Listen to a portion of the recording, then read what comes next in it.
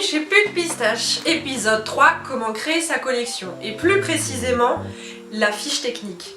Je vais y arriver pas à pas, mais avant, petit rappel des épisodes précédents.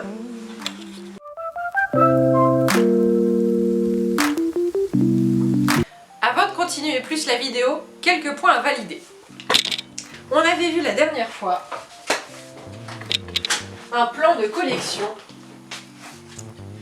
que j'avais eu comme exemple à faire en cours sur Comptoir des Contenus. Bon, bah là, pour faire simple, il va falloir absolument que vous soyez sûr de l'histoire de la collection que vous racontez. Par là. Il va falloir être sûr des matières que vous souhaitez utiliser. Et il va falloir être également sûr des couleurs que vous allez utiliser. Il y a un moment, on ne peut plus faire marche arrière.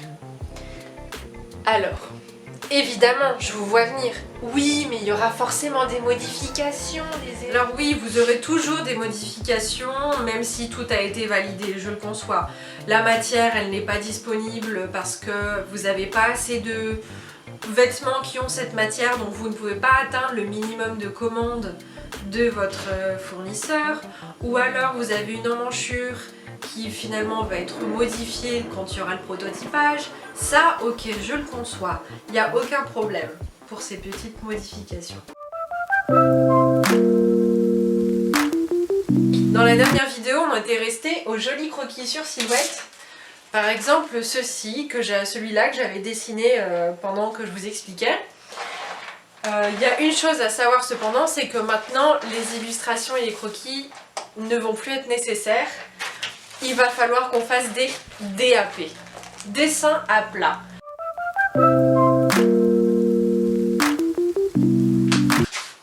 Très bien. Parlons DAP dorénavant. DAP, dessin à plat. Ça veut dire que quand vous le mettez sur le lit, il est déjà à plat. Ça veut dire aussi que ça doit ressembler à ça, par exemple. Vous voyez, c'est l'équivalent de votre croquis, mais en beaucoup plus détaillé, en beaucoup plus précis, en beaucoup plus fourni, en beaucoup plus vrai. Vous avez soit le choix de le faire à la main, soit le choix de le faire à l'ordinateur. L'ordinateur, évidemment, c'est celui qui est le plus souvent utilisé parce que vous pouvez faire un CTRL-Z, un CTRL-C, un CTRL-V, copier-coller, faire la symétrie et hop là, il y a déjà un t-shirt qui est fini, on peut passer aux autres. Parce que oui, quand vous faites les croquis, c'est sympa, mais quand vous faites les DAP, il y a un moment, ça devient long parce qu'il faut faire le dos, le devant, voire même deux côtés. S'il y a eu une spécificité, il est bon de faire le côté.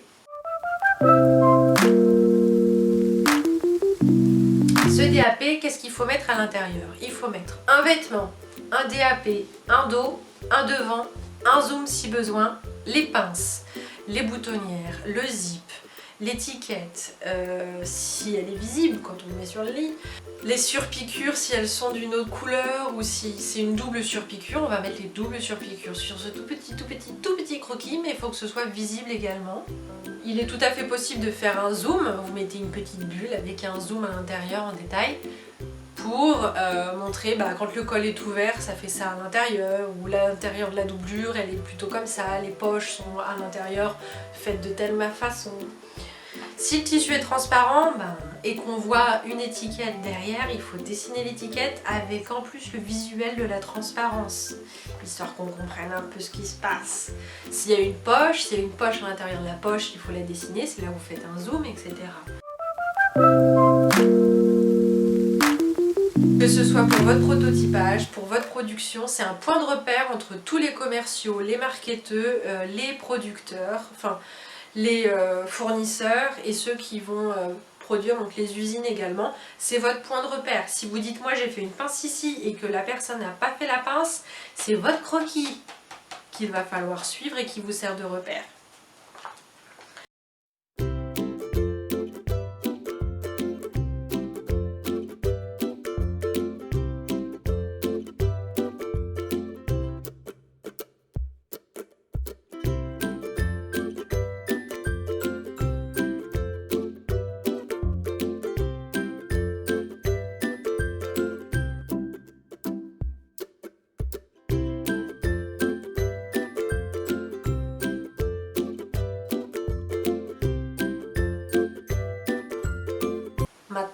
le DAP, il va falloir également le mettre dans une fiche technique.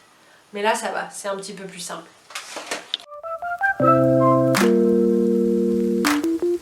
Fiche technique, c'est la partie la moins glamour, celle qui est la plus souvent cachée d'ailleurs. Les stylistes n'aiment pas vraiment parce que c'est une partie qui devient beaucoup technique. Peut-être que vous allez externaliser cette partie, mais je pense qu'elle est quand même utile pour savoir l'analyser et quand même vérifier un peu ce que font les autres, et si c'est pas les autres, c'est soi-même.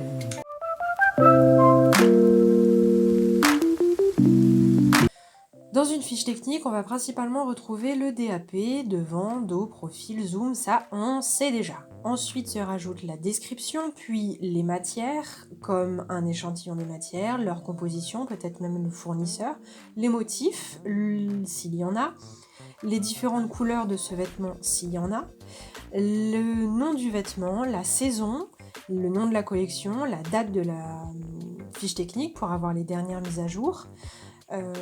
Qu'est-ce qu'on va rajouter d'autre aussi, le nom de la personne qui a fait la fiche technique peut-être, la référence, ça je vous l'ai dit. Ensuite dans la description, ça pourrait ressembler à ça. Dans l'exemple que je prends, là, l'image du tailleur, ça pourrait être description écrite. Le devant. Le devant est composé d'un col, tailleur type, je sais plus si c'est un italien, très court, surpiqué, avec 3 boutons pour le boutonnage, qui sont de dimension de 23 mm par exemple de diamètre. 2 poches plaquées de 15 par 15 cm sont sur les 2 côtés de la veste, et elles sont même plaquées surpiquées. Les pinces du buste de la veste, du corps de la veste, sont des pinces type princesse. À noter qu'il y a 2 lignes, et là c'est pour ça que c'est important de préciser, il y a 2 lignes, on ne sait pas si c'est de surpiqûre ou de couture, je suppose que c'est surpiqûre. Ouais. 2 lignes de surpiqûre au-dessus entre la taille et l'emmanchure pour la décoration, qui seront de telle couleur. Concernant les manches sont des types tailleur avec une couture et 5 boutons. Est-ce que ce sont des fausses ou des vraies fentes? C'est à préciser. Et puis on passe au dos. Le dos, il y a toujours à la même hauteur les 2 surpiqûres décoratives, les 2 pinces qui partent depuis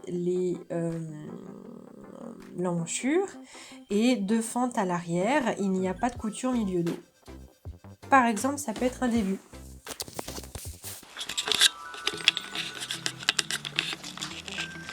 Pour récapituler, je vous ai mis un exemple d'une fiche technique en barre d'infos sur mon site internet. Après, il n'y aura plus qu'à télécharger, c'est gratuit. Je vous laisse avec l'épisode 3 qui est donc terminé. N'hésitez pas à poser vos questions en commentaire si besoin. Et l'épisode 4 sera sur la fabrication, le prototypage. Donc si vous avez également des questions, eh bien profitez-en et je vous répondrai dans la prochaine vidéo. Allez, bonne journée, ciao!